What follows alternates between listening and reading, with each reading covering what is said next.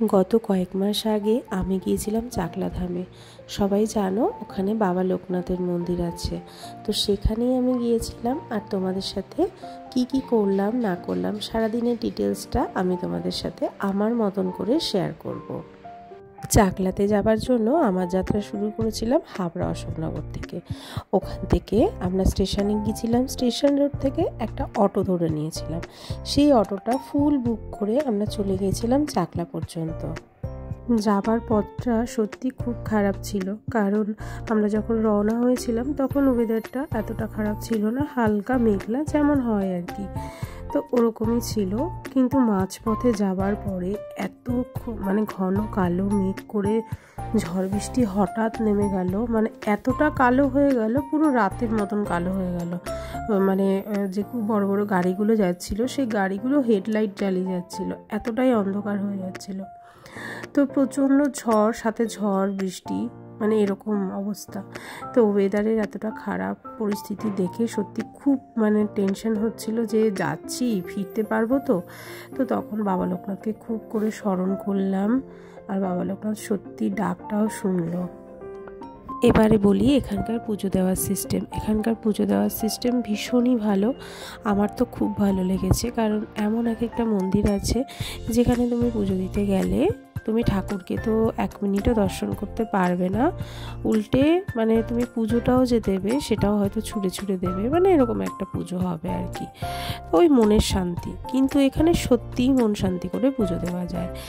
তুমি শান্তভাবে মন্দিরের যে আঙিনাটা সেখানে বসতে পারবে, বসে সুন্দর করে বাবাকে যতক্ষণ খুশি দর্শন করো মন ভরে।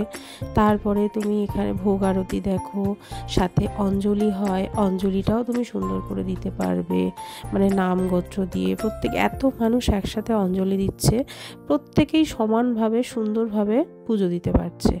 এমন নয় যে কেউ দিতে পারছে না, কারোর কষ্ট হচ্ছে, ও দেখতে পাচ্ছে আমি দেখতে পাচ্ছি না, এমনটা নয়। সত্যি প্রত্যেকের সমান অধিকার এখানে পুজো দেওয়ার।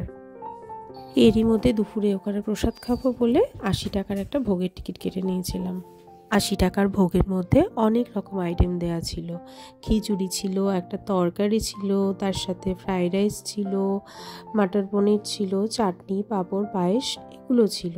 প্রত্যেকটা আইটেম খুব স্বাদ হয়েছিল খেতে, আর প্রত্যেকের খাবার মতন। তো আমরা ভোগ টোগ খাওয়া কমপ্লিট করে বাইরেটা বেশ সুন্দর করে ঘুরলাম, কারণ বৃষ্টিতে তো এসে প্রথমে ঘুরতে পারিনি, তো ভেতরেই বসেছিলাম, তাই বাইরেটা ঘুরলাম। এখানে কিছু কিছু টুকটাক কেনাকাটার কাউন্টার আছে, যারা কেনাকাটা করতে চাও করতে পারো। প্রত্যেকটি মন্দির যেমন ভালো হয়, তো সেই প্রত্যেকটি মন্দিরের মতন এই মন্দিরটাও বেশ ভালো, সব কিছুই ভালো ছিল। মন্দির তো ভালোই হবে, কিন্তু যেটা ভালো লাগেনি সেটা হচ্ছে আমরা যে বাবাকে পুজো দিলাম, এই যে ফুলের সুন্দর সুন্দর মালাগুলো, এই মালাগুলো বাবাকে পরানোর পরে ওরা একটা জায়গাতে ফেলে দেয়। তো সেই ফেলে দেওয়া মালাগুলো আবার দোকানে নিয়ে ওরা সেল করছে। হ্যাঁ, অবশ্যই পচা মালা নয়, পরানো মালাগুলোই একটা জায়গায় ফেলে দিচ্ছে, তো সেখান থেকে আবার উল্টে নিয়ে সেগুলোকেই সেল করছে। ঠিক আছে, তো এই জিনিসটাই আমার বেশ খারাপ লাগলো। ওখানে পায়ে লাগছে মালাগুলো, ফেলে দিচ্ছে ওরা, সেগুলো আবার নিয়ে নিয়ে বিক্রি করছে। অবশ্য কেউ চাইলে তাকে দিয়েও দিচ্ছে, অনেকে মালা বাড়িতে নিয়ে আসছে বাবা লোকনাথের গলায় পরানো মালাটা, কিন্তু ওগুলো নিয়ে আবার তারা দোকানে দিয়ে সেল করছে। কেন ভাই, এটা কেন? বিজনেস করছো, একটু ভালো করে করো। যদি ওখানে এই জিনিসটা পরিবর্তন হয়, তো আমি মনে করব সত্যি ঠিকঠাক কিছু একটা হবে। তীর্থস্থানে তো অধর্ম হয়ই জানি, বাট এভাবে যদি সম্ভব হয় না করাটাই বেটার, এটা আমার মনে হয়। তো আমার এগুলো বেশ ভালো লাগে না একটা, তাই আমি শেয়ার করলাম। হয়তো অনেকেরই এই জিনিসটা শুনতে খারাপ লাগবে, বাট আমার কিছু করার নেই, আমার খারাপ লেগেছে তাই আমি শেয়ার করলাম। যাই হোক, চলো, ভিডিওটা ভালো লাগলে কমেন্ট করো, লাইক করো।